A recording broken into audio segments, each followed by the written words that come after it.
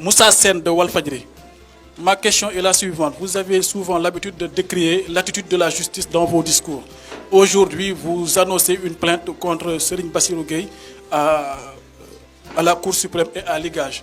Est-ce que ce que vous venez de faire, ce n'est pas de la cacophonie et est-ce que vous espérez avoir une issue heureuse dans vos plaintes aussi?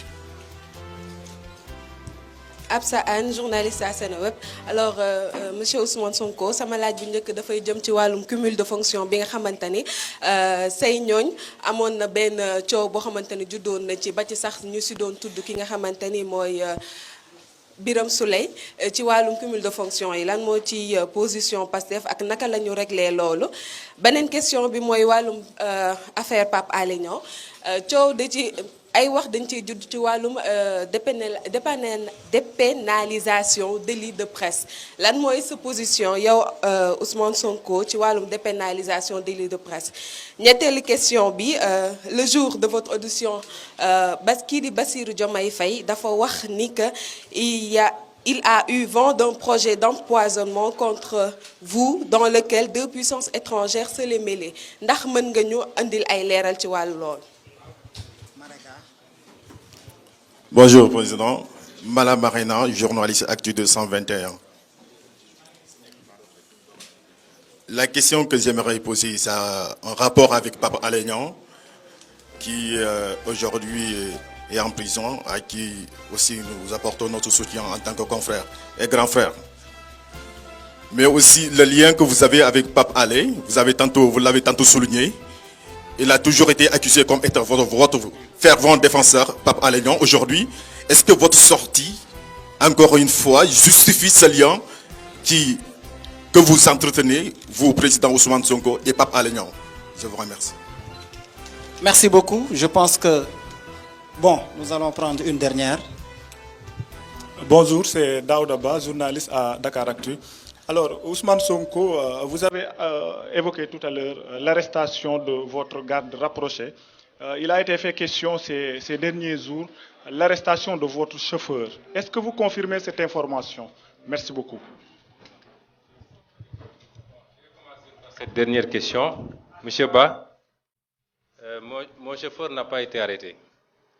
Vous savez, malheureusement, les informations, c'est très compliqué et vous ne pouvez pas être tous les jours en train de démentir. Ce qui est vrai, c'est que le chauffeur était parti puisqu'il a déposé plainte. Il a été blessé et le véhicule qu'il conduisait a été cassé. Et il a été appelé avant-hier pour être entendu. Une fois sur place, il a été entendu et la personne sur laquelle sa plainte porte avait été cueillie de Tchiki pour être entendue. Cette personne, quand elle est venue, a dit qu'elle aussi, elle reconnaissait mon chauffeur comme ayant participé au RIX. Et le commandant a voulu arrêter le chauffeur. Mais le procureur s'y est opposé et le chauffeur a été tranquillement libéré. D'ailleurs, il est là, il est rentré tranquillement. Donc c'est une information qui n'est pas vérifiée.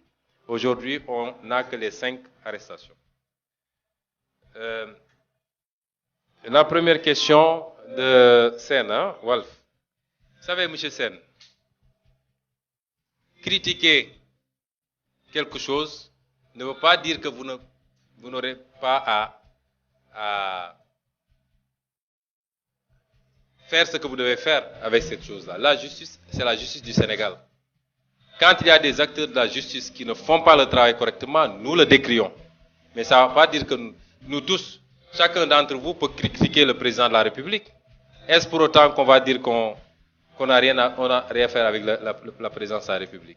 Chacun d'entre vous peut aller dans un service, il n'est pas content du traitement, du service public tel qu'il est dispensé, ou alors qu'il soit victime de harcèlement ou de corruption, il sort, il se plaint, c'est tous des corrompus, etc. etc. Est-ce à dire que si vous allez par exemple dans un service où vous devez prendre un document, vous n'êtes pas content, vous sortez, vous vous plaignez. Demain, si vous avez besoin d'un document, vous n'allez pas repartir dans ce service. Donc, critiquer la justice ne nous empêchera pas de continuer à faire ce qu'on a à faire. D'autant que j'ai toujours dit que la majorité des magistrats sont des magistrats dignes et debout. Malheureusement, il y en a quelques-uns qu'on place dans des postes que tout le monde connaît, qui sont ce qu'ils sont. Donc, je ne pense pas qu'il y ait une contradiction entre critiquer des actes posés ponctuellement par des acteurs et l'institution elle-même. Et tant qu'elle sera là, nous continuons à déposer si nous pensons devoir déposer. Si ce n'est pas traité correctement aussi, nous dirons que ce n'est pas traité correctement.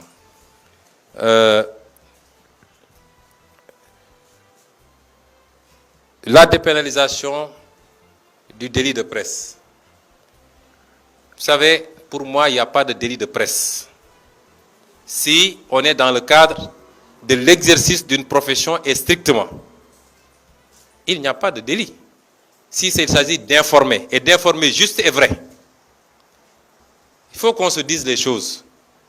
On ne peut pas créer une zone de non-droit absolu que les gens peuvent détourner pour faire autre chose. Il faut que ce soit encadré. Un journaliste qui fait correctement son travail, qui informe. Moi, si j'étais président de la République, je vole. Vous, journalistes, vous avez les informations et les preuves. Vous écrivez que j'ai volé. Je n'ai pas le droit d'instrumentaliser la justice ou je ne sais quoi pour faire quoi que ce soit. Vous faites votre travail. Tant qu'on est dans ce cadre-là, il n'y a pas de problème. Mais est-ce qu'aujourd'hui, l'impunité dont doit jouir le journaliste dans son travail doit être si permissive que le journaliste puisse sortir de son travail pour faire des choses qui n'ont rien à voir avec son travail. S'attaquer aux gens, à leur vie privée, insulter, etc. Est-ce que tout ça, ça doit être couvert par le délit de presse? Donc c'est un problème de cadrage. Tant que moi, je considère que le journaliste fait son travail, même si ça ne m'arrange pas, je considère que ce journaliste-là ne doit absolument pas être inquiété. Absolument. Mais reconnaissons que quelque part, ça part en vrille. Et donc, il faut que nous puissions définir le cadre, dépénaliser toute activité de presse stricto sensu. Il ne peut pas y avoir de peine. Quand un journaliste fait son travail et qu'il découvre des choses, même si ça ne m'arrange pas, je suis le président de la République, je dois l'accepter, il fait son travail. Il a appris ce travail pour le faire. Il est, non pas assermenté, je ne crois pas que les journalistes le soient, mais c'est le pacte qu'il a avec la nation, avec la République et avec le peuple sénégalais. Et nous devons encourager les journalistes à faire ce travail-là, d'investigation en profondeur, et à permettre aux Sénégalais de savoir ce qui se passe. Donc, tout est question de cadrage, mais pour moi, il ne doit pas y avoir de peine quand un journaliste fait son travail. Pour les cumuls maintenant, nous partons d'un principe très simple. Moi, Ousmane Sonko, candidat à une élection présidentielle en 2019, j'avais inscrit dans mon programme que si je suis élu président de la République, condition, si je suis élu président de la République, je ferai voter une loi à l'Assemblée nationale, laquelle loi interdirait définitivement les cumuls de fonctions. Cet engagement-là figurera, Inch'Allah, dans mon programme de 2024. Il se trouve que je n'ai pas été élu. Il se trouve qu'il n'y a pas une loi qui interdise le cumul. Donc, si on doit parler de cumul aujourd'hui, on ne peut en parler que sous l'angle moral. Moral. Votre président avait dit que s'il est élu, il ferait ceci. C'est vrai, il n'a pas été élu. C'est vrai, il n'y a pas la loi. Mais est-ce que vous ne pensez pas que moralement, vous devez prendre les devants? Le débat ne peut se poser qu'en ces termes. Je dois vous dire, les personnes concernées, je crois qu'il y en a 2, pas plus. Lors des investitures, j'ai personnellement appelé ces personnes pour leur dire que vous serez investis. Parce que nous voulons impérativement gagner. Thiès est extrêmement important pour nous. Lors des élections locales, on avait gagné la commune, la ville, mais nous avions perdu le département. Nous avons un leader qui commence à émerger et à s'imposer à Thiès. Et nous avions considéré que si on le met devant, on peut gagner le département de Thiès, ce qui fut fait. C'est la même chose pour Pikine, que l'opposition avait perdu au niveau départemental, même si on avait gagné beaucoup de communes. Nous, il y a eu Askani, on n'avait pas de liste au niveau départemental. Je leur ai dit, on va vous mettre parce qu'il faut qu'on gagne. Mais si on gagne, je ne peux pas vous l'imposer. Mais si j'avais un choix, je vous demanderais d'opter pour l'un ou l'autre. Est-ce que vous me suivez très bien? Parce que personne ne peut contraindre quelqu'un à démissionner d'un mandat. Ni le président de la République, ni un président de parti politique, ni un parti politique. Le mandat a été conféré par le peuple. Et le titulaire du mandat est le seul à pouvoir dire « je démissionne ». Moi, je ne peux pas forcer qui que ce soit à démissionner d'un mandat. J'ai dit ce que je pensais, et c'est strictement sous l'angle moral. Ça n'a pas de base juridique. Strictement sous l'angle moral. Si moi, je suis élu président de la République en 2024, et même mieux, on n'attendra pas ça. Parmi les projets de loi que nous sommes en train, sur lesquels nous réfléchissons, pour que notre groupe parlementaire les dépose sur la table de l'Assemblée, figure justement un projet de loi sur l'interdiction de cumul. Et en ce moment, ce sera impératif pour tout le monde.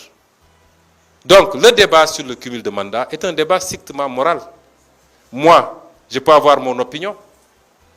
Si notre liste n'avait pas été supprimée, et si j'étais passé à l'Assemblée nationale, j'aurais choisi entre mairie de Ziguinchor et Assemblée nationale. Mais ça me concerne moi. Parce que je crois fondamentalement à cela. Je suis maire d'une ville, je sais la charge de travail que cela requiert. J'ai été député, je sais la charge de travail que ça requiert. Et il y a suffisamment de Sénégalais assez compétents pour faire le travail. Donc, le problème du cumul se pose en ces termes et il relèvera de chacune des personnes concernées de prendre sa décision. Soit de démissionner d'une fonction ou de dire je ne démissionne pas. Mais personne ne peut les contraindre à faire ou à ne pas faire. Je crois que j'ai été très clair sur cette question. Le lien que j'aurai avec Pape Alé Niang. J'ai un lien avec Pape Alé Niang, un lien humain. Je crois que Pape Alé Niang, je l'ai connu il n'y a pas très longtemps. C'est peut-être les 4 dernières années.